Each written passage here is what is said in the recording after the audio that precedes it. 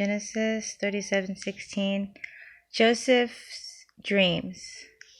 This is a story about Joseph and his 11 brothers, would make the total to be 12. It started off with Adam. His son was Seth. Long down the line was Enoch. Long down the line was Noah. His son was Shem. Abraham was, I believe, a little down the line. God renamed him Abram. And Abram had Isaac. And Isaac's two sons were twin boys, Jacob and Esau. God renamed Jacob Israel.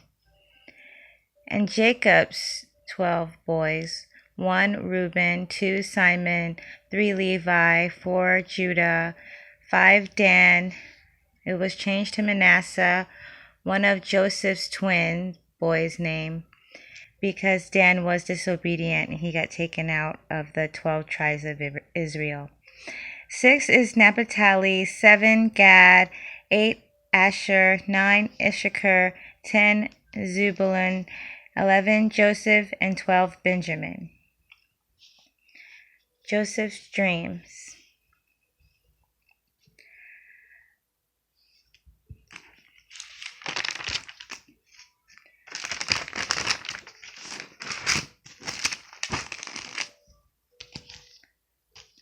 Listen to this dream I had. We were all binding sheaves of grain out in the field when suddenly my sheaf rose and stood upright, while your sheaves gathered around mine and bowed down to it. Then his brothers said, "Do you intend to reign over us?" The second dream, he said, "I had another dream, and this time the sun and the moon and 11 stars were bowing down to me." So one day Joseph was sold to the Egyptians by his brothers because they were jealous of him. And now his brothers had gone to graze their father's flock near that place. And Israel said to Joseph, "As you know, your brothers are grazing the flocks near that place." I don't know how to spell it. "Come, I am going to send you to them." And then he sent them to his brothers. I think he was the youngest one out of it wasn't 12 yet. I think Benjamin's the last one. Anyway, so Joseph went after his brothers and found them near Dothan, but they saw him in a distance, and before he reached them, they plotted to kill him. "Here comes that dreamer," they said to each other. "Come now, let's kill him and throw him into one of these sinisters, or I don't know how to say that, and say that a ferocious animal devoured him. Then we'll see what comes of his dreams." When Reuben heard this, he tried to rescue him from their hands. "Let's not take his life," he said. Don't shed any blood. Throw him into this cistern here in the desert, but don't lay a hand on him." Reuben said this to rescue him from them and take him back to his father. So when Joseph came to his brothers, they stripped him of his robe, the robe that his dad made. It was a colorful robe, and the richly ornamented robe that he was wearing, and they took him and threw him into the container, cistern. Now the cistern was empty. There was no water in it. As they sat down to eat their meal, they looked up and saw a caravan of Ishmaelites coming from Gilead.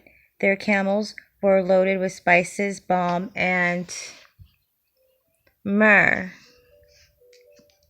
Yeah. And they were on their way to take them down to Egypt.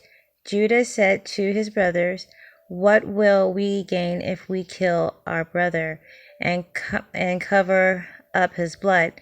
Come, let's sell him to the Ishmaelites and not lay hands on him. After all, he is our brother, our own flesh and blood." His brothers agreed. So then they went back and lied and told his dad, Jacob, that he was dead. So they dipped the robe in blood. They took the ornaments robe back to their father and said, "We found this. Examine it to see whether it is your son's robe." He recognized it and said, "It is my son's robe. Some furious animal has devoured him. Joseph has surely been torn to pieces." But they were lying. Okay, so now Joseph was a slave to Pharaoh and interpreted his dreams, and he was made in charge of Egypt by the king after he interpreted the king's dreams. After his brothers sold him to be an Egyptian slave, he was ruler of all Egypt, and they all needed his help. So one day they went to him. They needed his help in famine, and they went to him for help in famine. He helped them out. So the point of the story, the moral of the story is never be jealous of one another, for you never know what that person you hate on can help you out of.